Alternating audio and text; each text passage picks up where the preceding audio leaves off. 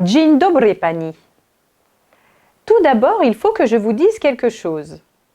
Bien qu'il soit la même heure à Varsovie qu'en France, près de 1600 km nous séparent. Si le soleil se lève plus tôt à l'est, il s'y couche aussi plus tôt, bien évidemment. Et alors, période de l'Avent, quand les journées sont très courtes, il y fait nuit très tôt, alors que pour nous, l'après-midi n'est pas encore terminé.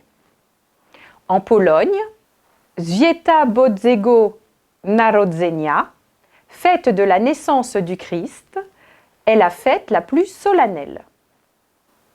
Bien que ce soit une fête religieuse, Noël est aussi un symbole de paix, de réconciliation.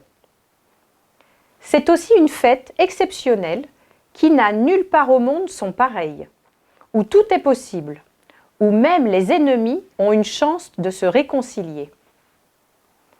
Elle a ses propres ambiances, ses arômes, ses traditions et occupe une place primordiale dans le cœur des Polonais. Au fil du temps, des coutumes très anciennes se sont mêlées aux rites chrétiens. Pendant l'Avent, Różańca est une messe votive de la Sainte Vierge. Cette messe débute avant le lever du soleil.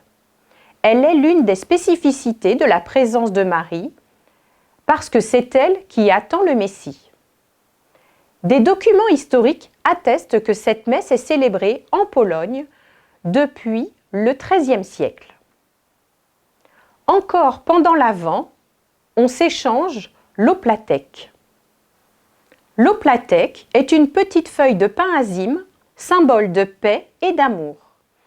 Elle peut être de plusieurs dimensions.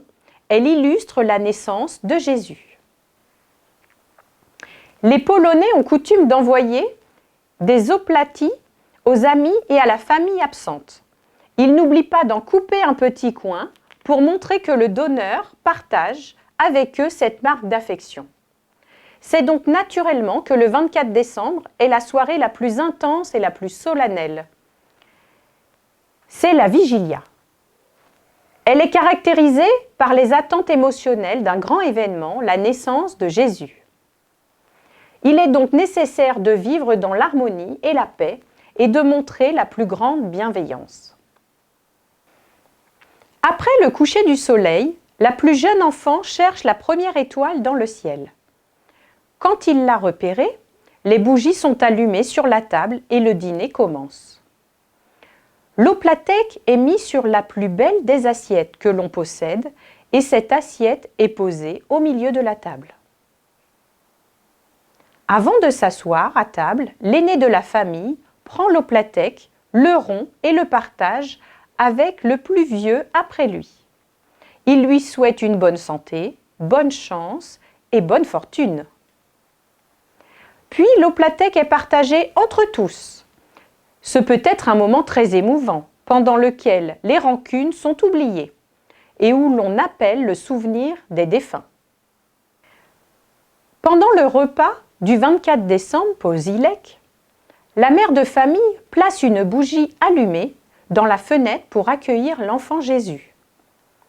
La paille rappelle l'humble naissance du Christ dans une étable.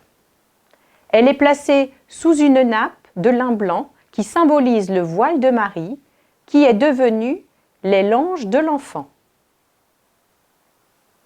Une place supplémentaire est prévue pour n'importe quel étranger fatigué qui passerait, de la même manière que Joseph qui errait de maison en maison à la recherche d'un lieu pour que Marie puisse donner naissance à son enfant. Tous les plats sont mis à table, afin que personne ne quitte celle-ci pour faire le service.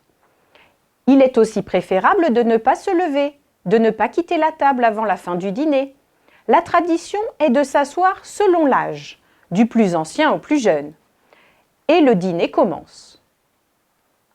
La nourriture de cette journée doit être simple, sans viande, sans alcool. Il est donc impératif de ce souper soit un repas maigre. Il est composé de 12 plats qui représentent les 12 apôtres. De nos jours, la compote de 12 fruits est proposée. Les aliments doivent représenter les 4 productions de la terre.